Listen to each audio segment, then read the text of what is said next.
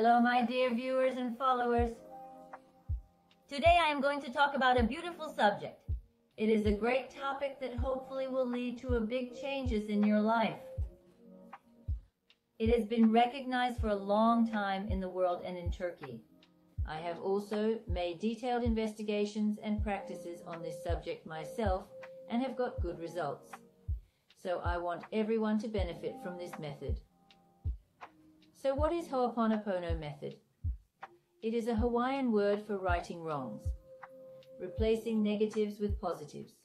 Please watch second and third videos and learn how to apply this method and enjoy peace. It means to correct one's whole life by correcting the negative memories in the subconscious mind. The founder of the teaching is a Hawaiian lady healer named Morna Simeona. Dr. Halakala Hugh Len is a psychologist with a PhD from the University of Loa. He worked as a specialized psychologist at Hawaii State Hospital for 4 years. His daughter develops a skin disease. First, he looked for a solution in modern medicine. After a lot of medicines, creams, doctors, but no results, he took his daughter to the healer Morna Simeona. She senses something good in Dr. Hugh Len and starts to tell him her teachings. But Dr. Hevlin is not interested in any of this. He says it's all crazy nonsense. He doesn't want to listen and doesn't want to go again. But he sees that his daughter is getting better. His inner voice tells him to go, so you will learn a lot there. You should definitely go. He listens to this inner voice and he goes. He learns everything to be learned about Ho'oponopono from her. Dr. Hugh Len works in a state hospital where they treat critically ill mental health patients who are also very violent and aggressive. He works on the files of his patients without ever seeing the patients, without doing one-on-one therapy. This is a very interesting point. Hugh Len says that when you want to change anything in your life, there is only one place to look, for yourself. And then to see how he himself created the illnesses of these people and how they got those diseases. He first looked inside himself to understand these things. This is a very interesting situation. I know you may find it difficult to understand these things. As he developed and purified himself, his patients improved. Joe Vitale is the person who spread this method all over the world. He explains it to the whole world in his book, Zero Limit. And this book has been translated into many languages. This method allows us to understand what the other person is going through. It teaches us how to perceive it as our responsibility as soon as we hear it, as soon as we learn about it, and to purify ourselves and purify the other person. So it's a way of purifying and cleansing not only people but animals, plants, nature, our environment, everything. In other words, it purifies all known or unknown negative energies by replacing them with positive ones. And for that, he uses love. It has 4 basic patterns. I love you, thank you, I am sorry, forgive me. And the order in which these sentences can be interchanged is not very important. The important thing is to repeat these 4 sentences. In practice, this is very easy and gives results in a very short time. I practiced them myself and got really good results, and that's why I wanted to share them with you. The first time you hear this story, maybe it sounds like an urban legend to you at first. Or, as Dr. Hugh Len says, you might think it's crazy. But it's not. Please pay attention, follow, watch with curiosity. You may think, how can someone heal others by healing themselves?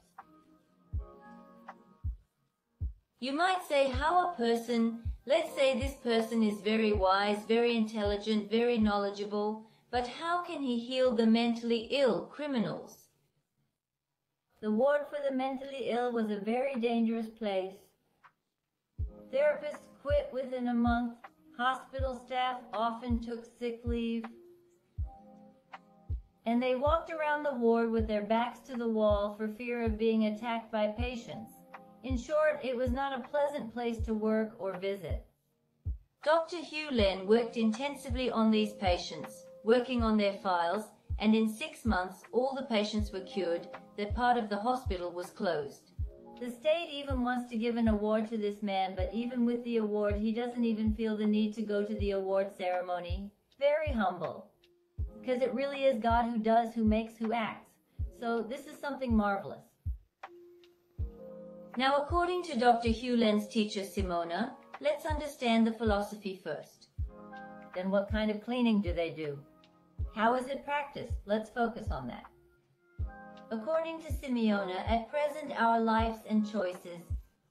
Then we begin to understand how a correction process can change our lives, our families, and our society.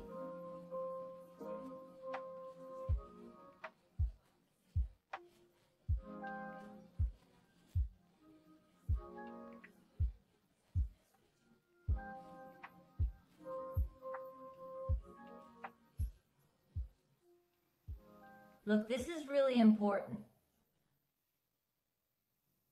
This approach makes several assumptions about our understanding of life and relationships. The first assumption is that the physical universe, for example, is the universe in which our thoughts are reflected and realized. Then secondly, our thoughts often reflect conscious or unconscious actions of ourselves and our ancestors. These memories dominate our minds. In other words, the negative values, memories, and their negative energies that are passed on to us from our ancestors. These are really detailed dimensions. There are practices done by the German psychologist Hellinger. There are family sequences. They are a completely different dimension. I'm not going to go into that now. I plan to give you that topic later under a different title. So the physical universe is the realization of our thoughts. And most of our thoughts are conscious and unconscious actions of ourselves and our ancestors, this lady says. And these memories dominate our minds. And then the third one, the soul, made up of the unconscious mind and the conscious mind, experiences others and other times through revived memories. The world inside us and the world outside us are the same, this lady says. Everything exists in our minds as thoughts. The world inside and outside us is the same. Look, these sentences are very important. It is the clarity of our thoughts that determines the clarity of our reality. For example, if my thoughts are full of anxiety, these thoughts create an anxious physical reality. If my thoughts are full of divine inspiration, it creates a loving physical reality. Another one is that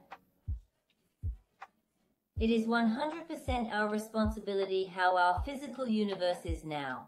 So this person gives the whole sense of responsibility to the individual, and he makes very good statements, and very rightly so. He says that it is 100% our responsibility to correct disease, pain, anger, anything other than happiness in our physical reality. So we will not look for blame outside. He rejects things like he did this, he did that, I became this, I became that. If it wasn't for this, it wouldn't have happened. He emphasizes on identifying the source of the problem and the source of the disease, and often we think that the problem is in the environment or in us. Oh, if I were smarter, calmer, more beautiful. We say, if only my master were more disciplined, if only my wife were happier, if only I had better teachers, if only politicians were more honest, if only my father was more understanding. The list goes on and on.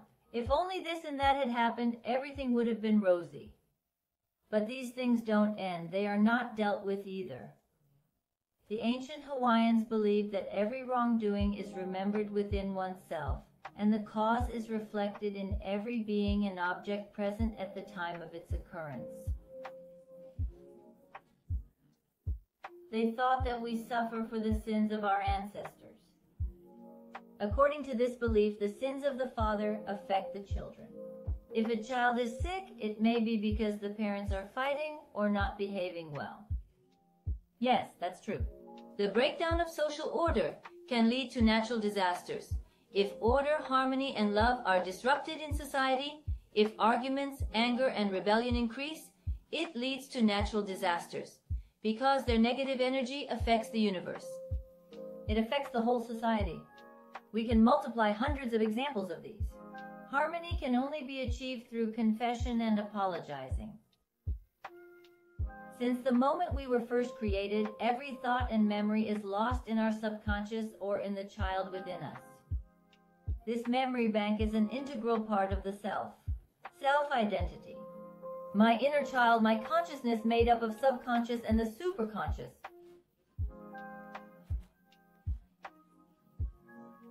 So that's how this lady explains the layers of personality. Not only each one of us as an individual carries within us our own inner family. Every cell, molecule, and atom also has its own inner family.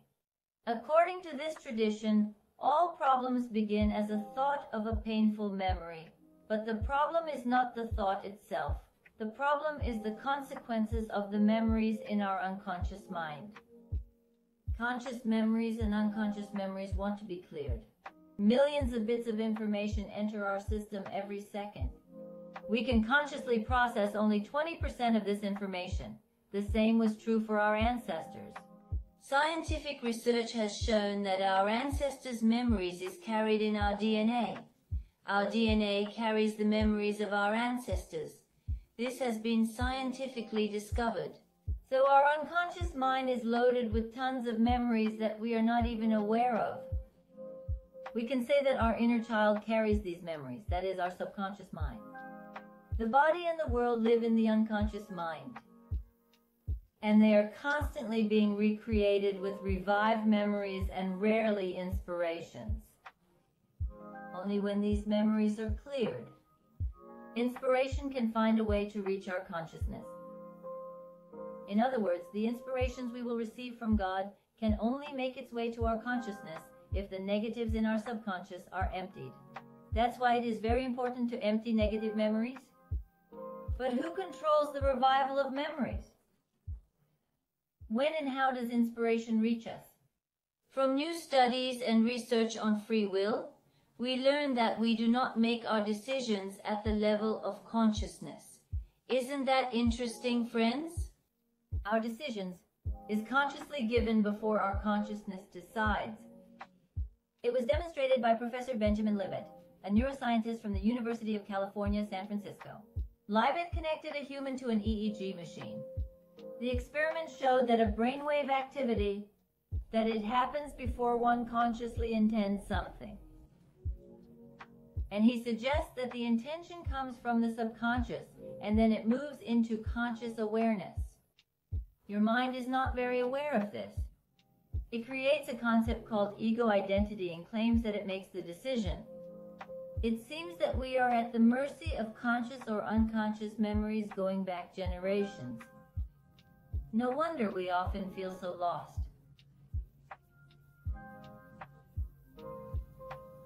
Now, how does Ho'oponopono cleansing work? Let's elaborate on this. Our conscious mind tries with all its might to correct the effects of these memories, but without much success. Let's say you have a physical illness, or you feel fear, anxiety, anger, etc. You feel extreme emotions, or you have mental difficulties such as difficulty concentrating, not getting things done on time, or you have addictions, such as eating disorder or drinking problems. Or you suffer from obsessions or compulsions that disrupt your life. Do you know that these are the effects of painful memories carried by your inner child? Even if you don't know the exact nature of the problem, you can use this method to gain divine power. This lady says it can purify the energy of everything associated with this challenge. For example, let's say when your child makes a lot of noise or your spouse doesn't understand you on a sensitive issue, you feel anger rising up inside you. Then you go to work. How do you start? I love you, my anger. I love you, my inner child. I love you. You might wonder why you should say I love you to such an uncomfortable and useless feeling. We are often overly critical of ourselves and deep down, most of us believe that we are not worthy of love. The act of cleansing, respect for the pain that has accumulated over generations. I want to draw our attention to this. You take full responsibility for the cleanup.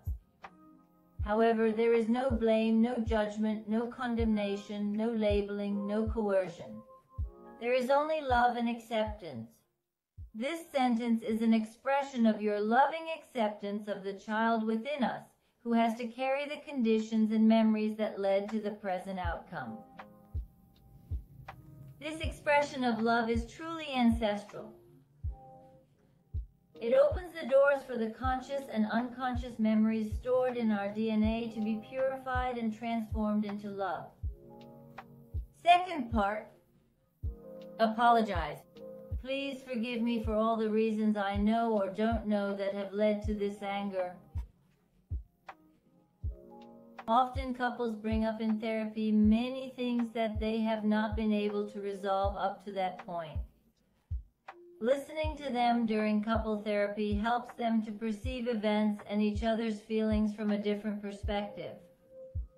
But when we think about the pain and sadness that has been experienced during this process, cleaning seems to be a very effective way to move on after these painful interactions. This simple act of cleaning, completed by saying, "My anger and my inner child, thank you for letting me clean up." In reality, the reason why you say thank you is that when the energies associated with such thoughts and emotions are discharged, we feel more relaxed and more peaceful. The beautiful thing is that when we cleanse something in our own consciousness, we cleanse and purify everyone, everything, every object associated with this moment. As a result of this, inspiration starts coming in, and wonderful solutions arise spontaneously. The space is filled with love and intuition. We discover our life's purpose and begin to move towards becoming who we are meant to be in each moment. As a couple, we can do things beyond our dreams. It's not hard to see that cleaning ourselves heals the world. You can see the same thing in the words of the great 13th century thinker and poet Rumi. "Yesterday I was clever, I wanted to change the world. Today I am wise, I changed myself." The outer world is a reflection of our inner world.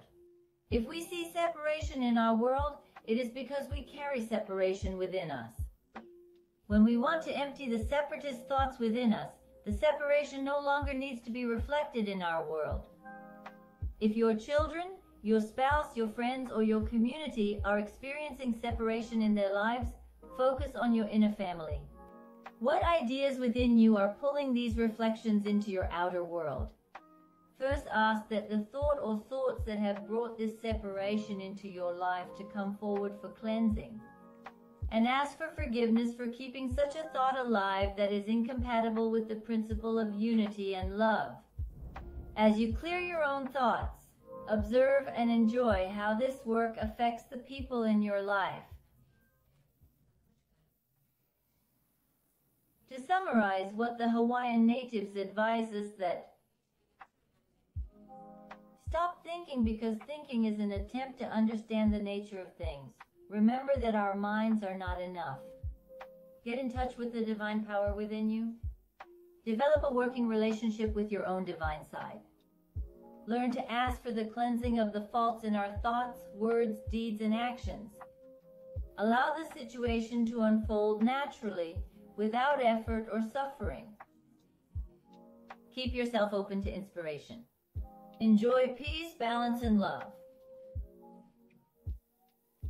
Now I will dwell on the applications of this. I will explain in detail how we can do these things on our illnesses. I will dwell on them too. And now I just wanted to emphasize and explain the teachings. Please follow these teachings. Watch them with curiosity. Think about them. Apply them. Apply both the teachings and the practices. If you have not subscribed to my channel, please do so. And I ask you to pass them on to your loved ones, to all the people, to everyone whose name are in your phone book. See you soon. Have a good day. I will continue to show the applications of the teaching in video 5 and 6. I wish you a good day.